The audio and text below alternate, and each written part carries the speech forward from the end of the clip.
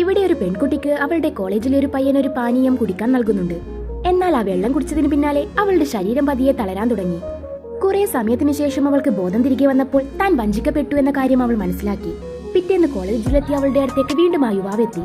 ഇന്ന് രാത്രി 10 മണിക്ക് തനിച്ച് ഗോഡൌണിൽ വരണമെന്ന് അവൻ അവളോട് പറഞ്ഞു. നീ വന്നില്ലെങ്കിൽ എന്റെ കയ്യിലുള്ള നിന്റെ വീഡിയോസ് എല്ലാം ഞാൻ പരസ്യപ്പെടുത്തുമെന്ന് അവൻ അവളെ ഭീഷണിപ്പെടുത്തി. സമയം പറഞ്ഞ പോലെ രാത്രി അവൻ ഗോഡൌണിലെത്തി. എന്നാൽ അവിടെ അവനെ കാത്തിരുന്നത് ആ പെൺകുട്ടി മാത്രമായിരുന്നില്ല, അവളുടെ അമ്മയും കൂടിയായിരുന്നു. അവൻ അപ്പോൾ തന്റെ കൈവശമുള്ള ആ വീഡിയോ കാണിച്ച് അമ്മയെ ഭീഷണിപ്പെടുത്താൻ തുടങ്ങി. പെട്ടെന്ന് തന്നെ ആ അമ്മ അവന്റെ കയ്യിൽ നിന്ന് ഫോൺ പിടിച്ചു വാങ്ങുകയും അവനെ അടിക്കുകയും ചെയ്യുന്നുണ്ട്. അതിനു തിരിച്ചടിയെന്നോണം അവനും അമ്മയെ ചവിട്ടിത്തെറിപ്പിക്കുന്നുണ്ട്. തന്റെ അമ്മയെ ഉപദ്രവിക്കുന്നത് കണ്ടതും ആ മകൾ അവിടെ ഉണ്ടായിരുന്ന ഒരു കോടാലിയെടുത്ത് അവന്റെ തലക്കിട്ടൊന്നു കൊടുത്തു. ആ ഒരു ഒറ്റ അടിയിൽ തന്നെ അവൻ അവിടെ മരിച്ചു വീഴുകയാണ് ഉണ്ടായത്. ആകെ ഭയന്നായ അമ്മയും മകളും ആ മൃതശരീരം ഒരു ചാക്കിലാക്കി തൊട്ടടുത്ത വീട്ടിലെ ഒരു ശവക്കല്ലറയിൽ കൊണ്ടുപോയി ഇട്ടു.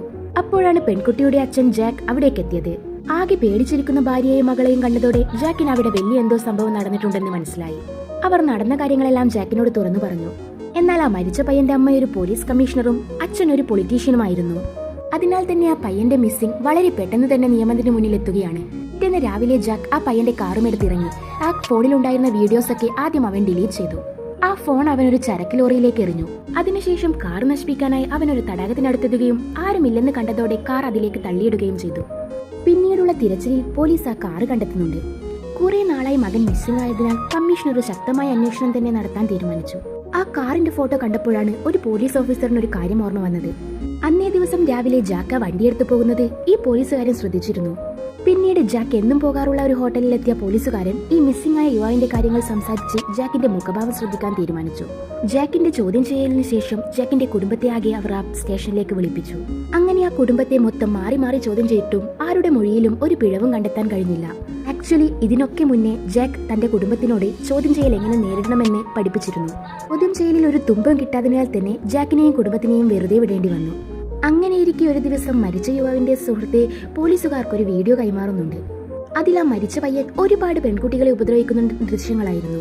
പക്ഷേ തന്റെ മകൻ എത്രയൊക്കെ തെറ്റ് ചെയ്താലും അവൻ ചെയ്തത് തെറ്റാണെന്ന് അംഗീകരിക്കാൻ ആ കമ്മീഷണർക്ക് കഴിഞ്ഞിരുന്നില്ല. പകരം ആ കമ്മീഷണർ ജാക്കിന്റെ കുടുംബത്തെ വീണ്ടും അറസ്റ്റ് ചെയ്ത് കുറ്റസമ്മതം നടത്തിക്കാൻ തീരുമാനിച്ചു. ആ കമ്മീഷണർ ആ വീഡിയോ ആ പെൺകുട്ടിക്ക് കാണിച്ചു കൊടുത്ത് ഇതിന് പുറത്തുവിട്ടാൽ എന്താകും നിന്റെ ഭാവി എന്ന് അറിയാമല്ലോ എന്ന് ചോദിച്ചു. അത് കേട്ടതും ആ പെൺകുട്ടിയുടെ അമ്മ ദേഷ്യത്തിൽ പൊട്ടിത്തെറിച്ചു. ഒടുവിൽ ആ കുടുംബത്തെ മൊത്തം തന്റെ വഴിയിൽ കൊണ്ടുവരാനായി കമ്മീഷണർ അവരുടെ ഏറ്റവും ഇളയ കുട്ടിയെ ഒറ്റയ്ക്ക് കൂട്ടിക്കൊണ്ടുപോയി ചോദ്യം ചെയ്യാൻ തീരുമാനിച്ചു. നിരന്തരമായ ചോദ്യം ചെയ്യലിൽ ആകെ ഭയന്ന കുഞ്ഞ് ആ മൃതദേഹം ഒളിപ്പിച്ചിരിക്കുന്ന സ്ഥലം പറഞ്ഞു കൊടുക്കുന്നുണ്ട്. പോലീസ് ഉടൻ അവിടെയെത്തി ആ കല്ലറ തുറന്ന് പരിശോധിച്ചെങ്കിലും അവിടെ അവർക്ക് കിട്ടിയത് ആ പയ്യന്റെ മൃതദേഹമായിരുന്നില്ല, മറിച്ചൊരാടിന്റേതായിരുന്നു. കാരണം ഇതൊക്കെ മുൻകൂട്ടി കണ്ട ജാക്ക് മൃതദേഹം മറ്റൊരു സ്ഥലത്തേക്ക് മാറ്റിയിരുന്നു.